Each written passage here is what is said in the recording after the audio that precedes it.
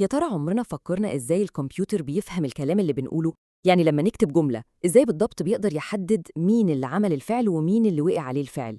النهاردة بقى هنحاول نفك الشفرة دي سوا. طيب خلينا نبدأ بحاجة بسيطة قوي. جملة زي الولد أكل التفاح. لينا كبشر الموضوع بديهي جدا، صح؟ لكن بالنسبة للكمبيوتر القصة مختلفة تماما. الموضوع مش سهل خالص. هو إزاي عرف إن الولد هو اللي أكل وإن التفاحة هي اللي اتاكلت؟ ده السؤال. وهنا بقى بيبدأ التحدي الحقيقي للكمبيوتر. ليه؟ لأنه ببساطة بيشوف الجملة بشكل مختلف تماماً عننا. بصوا الفرق عامل إزاي؟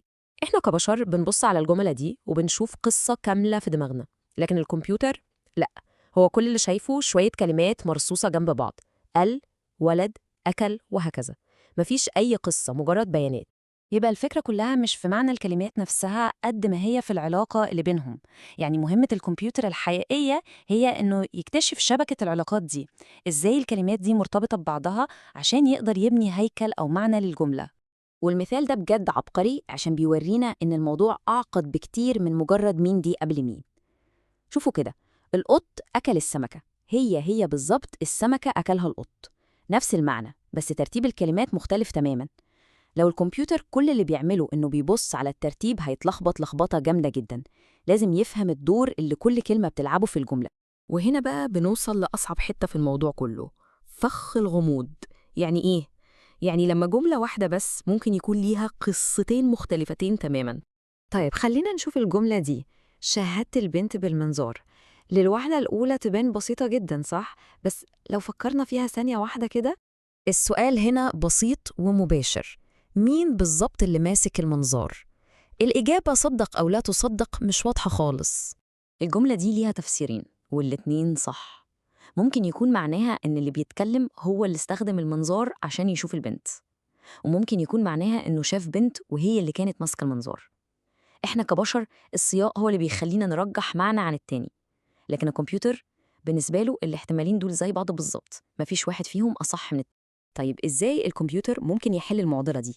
إزاي يقدر يفك الغموض ويفهم الهيكل الصح؟ هنا بقى العلماء وصلوا لحل عبقري جدا: خلوا الكمبيوتر ذات نفسه يرسم خريطة للجملة. التقنية دي اسمها العلمي هو التحليل النحوي التبعي. بس خلينا نبسطها.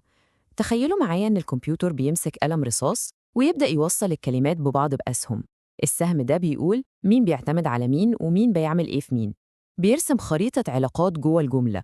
عشان الموضوع يوضح أكتر، يلا بينا نشوف مثال عملي. هناخد جملة سهلة ونشوف بالظبط إزاي الكمبيوتر بيرسم الخريطة دي خطوة خطوة. أول حاجة الكمبيوتر بيعملها إنه بيدور على قلب الجملة، الحتة اللي فيها الأكشن كله، وهنا هو الفعل كتب.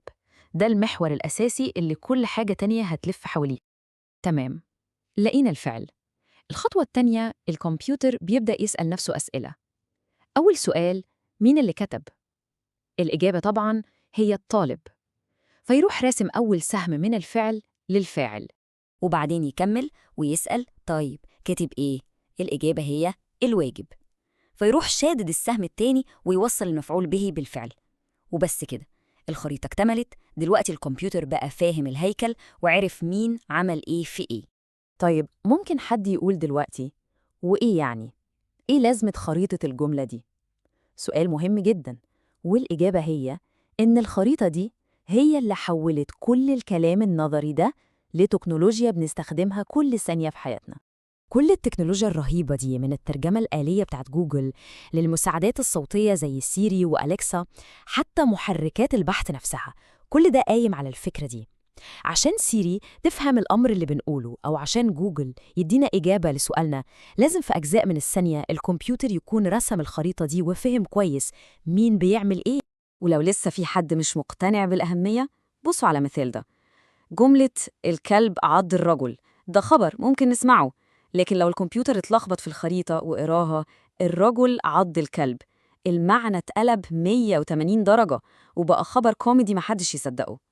الهيكل هنا هو اللي بيفرق بين المنطق واللا منطق. الهيكل هو المعنى.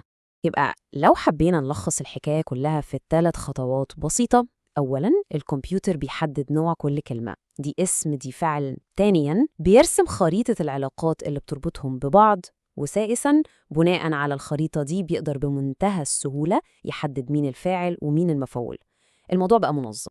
وفي الآخر مهم قوي نوضح حاجة، اللي الكمبيوتر بيعمله ده مش فهم زي فهمنا إحنا كبشر.